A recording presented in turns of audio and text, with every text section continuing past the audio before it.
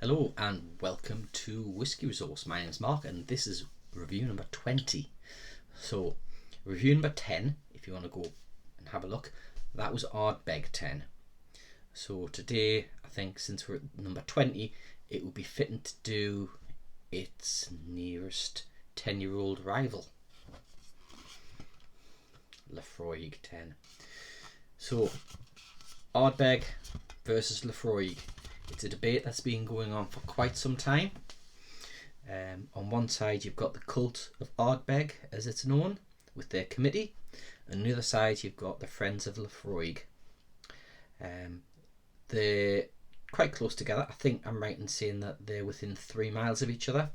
I think I'm also right in saying that it's the Lavavulin distillery that sits in between the two as the referee. Obviously, because Lavavulin don't do their own 10-year-old. They do the Game of Thrones 9 and they do an 11-year-old, which I think was a special edition for some American actor. That name eludes me right now. Nick Offerman, him. But they don't do a 10-year-old Lavavulin. Anyway, Laphroaig. It is the brainchild of. I did have the name and it's gone out of my head. 2 seconds. I know this is unprofessional, but I did make a note of who was the brainchild behind this particular whiskey. Ian Hunter invented Laphroaig 10-year-old 75 years ago, more than 75 years ago, and it's the foundation of their current expressions. Is Lavavulin 10. Sorry, Laphroaig 10. I've got Lavavulin on mind. Laphroaig 10. So what do we know about Laphroaig 10? Well, it has an average retail price of £36.95. However, you can often pick it up, like a lot of whiskies, cheaper if you shop around. As of a week ago, Sainsbury's had it on at £27, reduced from £37. So £27. That seems to be an okay price for it. It's bottled at 40% ABV. Ardbeg's bottled at 46, so a bit of a difference there. In terms of the other aspects that contribute towards the value score, well, in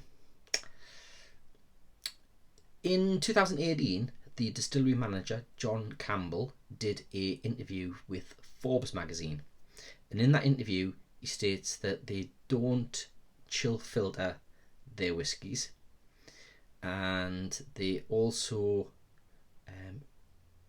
don't add colour to their whiskies, with the exception of the Laphroaig quarter cask, and they do that to have continuity across batches, being a very specific blend of their whiskies that add the 150 to it. So looking at the interview, he suggests that the 10-year-old doesn't have colour. Now, typically, like a lot of whiskies, when you start looking at it, there's no mention on their website about chill filtration, and there's no mention about colour. Now, on the box, the bottle, or rather the carton here, there's a tiny bit of text in German. Okay, and if you translate it, it says coloured with added caramel. So that could just be there. It could just be there as a get out clause for instances where the batch isn't quite right and they have to add the E150. However, it's there. They don't say it in English, which it's a bit disappointing. But it's there. So that is saying that it's got colour added. As for chill filtration, most of the research I've done suggested is chill filtered, contrary to what John Campbell said. Unfortunately, because they don't state on the bottle or the carton or the website, I do have to deduct points for chill filtration, unless I can have something to the contrary, it having that reduction. So for a value score, it gets 85.81. Now, how does that compare to its competitor Ardbeg? Well, Ardbeg got 84.91.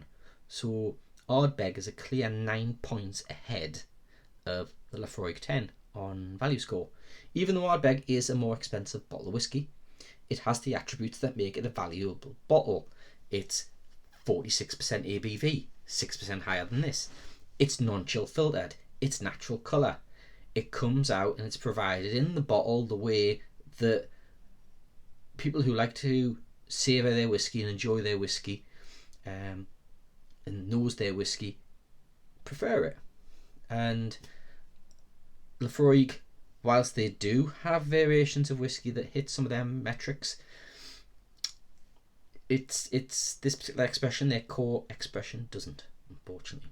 So for value score, that's what it gets. However, how does it score on taste and nose? Well, we're about to find out. So anyway, that John Campbell 2018 interview, there's a link going to be on my review page. So as always, in the description of this video, there's going to be a link to the website, and on that website, if you read my type up review, there's a link to that Forbes article, and you read it for yourself and you can see what John Campbell had to say back in 2018 about Laphroaig. So this is one of two half-size bottles, 350ml bottles, that I actually picked up when I think Laphroaig themselves were doing a bit of a stock clearance. So I went to their website and they were selling the 20-year-old on their website for £20. So I placed an order. However, I got an email a few days later that said that they were actually out of the 700ml bottles, and would 2 of these suffice? Yeah, so I got 2 of these.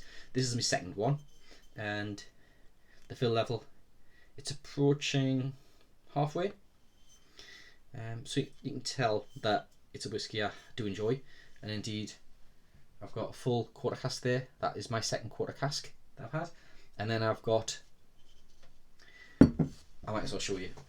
You've probably all seen it there and thought that it was an empty box. Laphroaig 25-year-old with a full unopened bottle.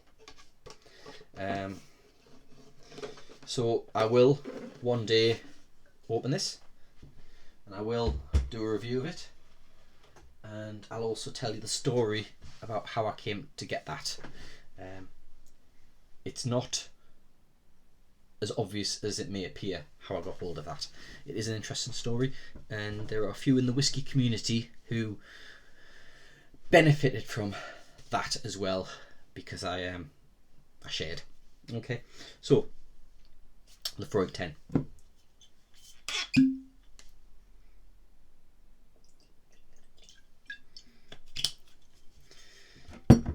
So this is for people who haven't had Laphroaig. If you're new to whiskey, then by all means go to a pub if this have it and try it, see how you feel. But I would have the same warning as I gave on the Ardbeg video. You need to be gradually introduced to smoky whiskies like Laphroaig. There are people who dive straight in and enjoy it.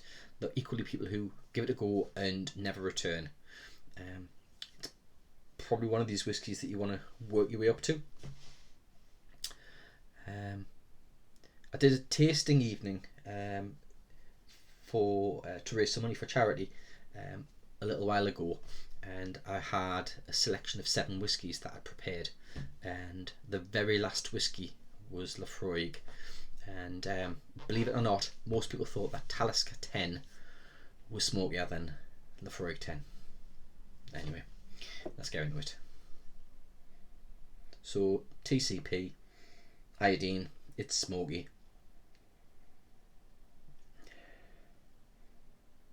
It's not the same meat savoury that Ardbeg was. It's more, rather than the Ardbeg, which is more of a barbecue smoke, this is more of a campfire. Maybe some damp ash with the last remaining embers still smoking away. It is fruity. There is a little bit of that sea salt, that maritime influence on the nose.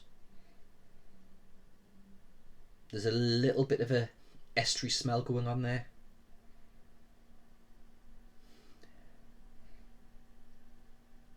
It is a very enjoyable nose.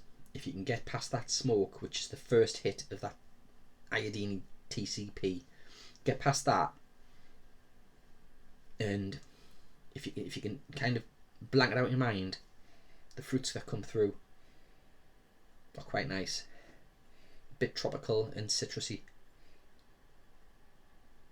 on the palate.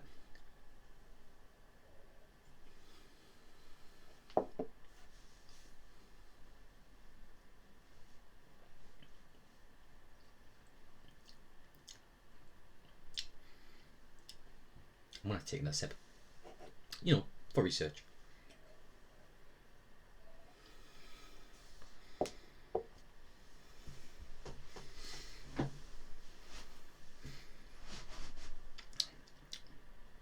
So, with the Ardbeg, I said that it was a piece of meat, maybe bacon or gammon, that had been smoked, so the smoke had got into all the pores.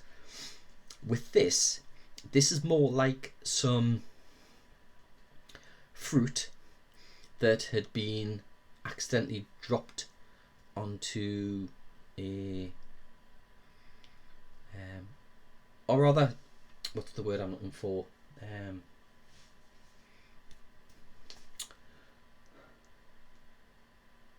My mind's gone. It's fruit that's basically been left over a campfire on a spit, and it's been smoked, but over smoked, so it's given the fruit a bit of a smoky coating.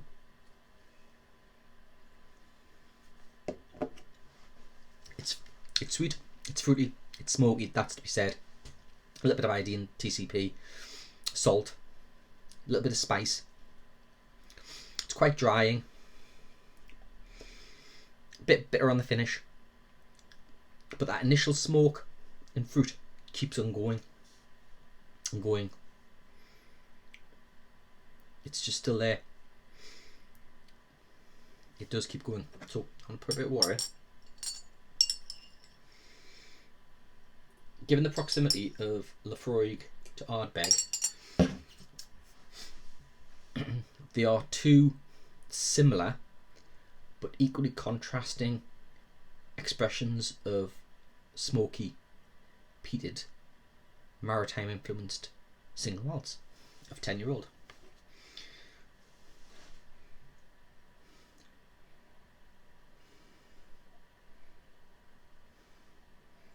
Now, I don't know if any of you, certainly those of you who are in the UK, have ever been to the Jorvik Viking Centre.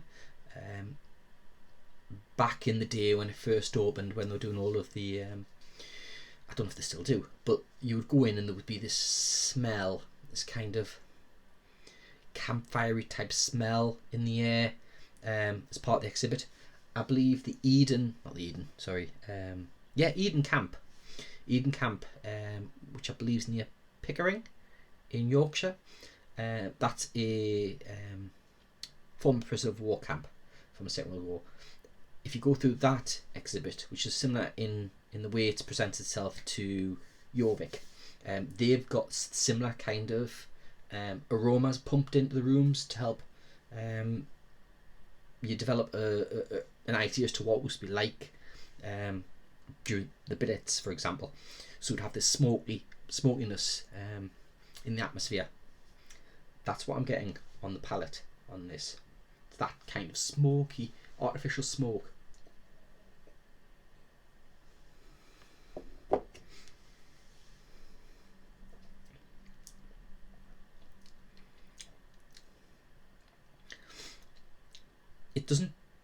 The alcohol doesn't burn.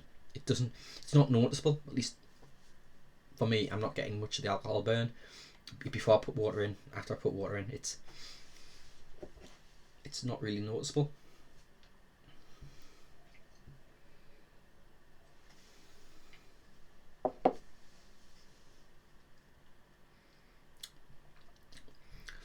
But I'm going to go with the fruits that I said before: apples, pears, bit of mango.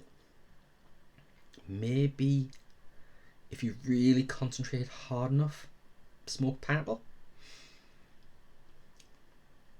Anyway, what are we going to score this? So Ardbeg as a taste and palate scored 89. How's did Laphroaig 10 score? Given it had a lower value score, I'm going to have to score 88. It's going to get 88. So it's a worthwhile whiskey. The 10-year-old is always going to remain in my collection. It's something that's very enjoyable, and it was on offer on Sainsbury's. I have to get myself back down to Sainsbury's at some point and see whether it's still on offer there. But it is a nice whiskey. Different Ardbeg. It's certainly a whiskey that you'd have at the end of the evening. Like I said with my whiskey tasting event I held, the Laphroaig 10 was the last whiskey. I built up the smokiness to the point where the Campbelltown, the Talisker, and the Laphroaig 10 were the last three because they were building up. And I think it went. It was the Campbelltown Ruby Port from 2018 festival, so it was that one, and then it was Talisker 10 and then Laphroaig 10. So that's how I would pitch it on an evening. If you're going to be doing several drams, have the smoky ones last. You can get it in miniature form, of which I have a miniature up there, and you never know, in future videos I might be doing a competition to win that. So keep watching my videos and subscribe.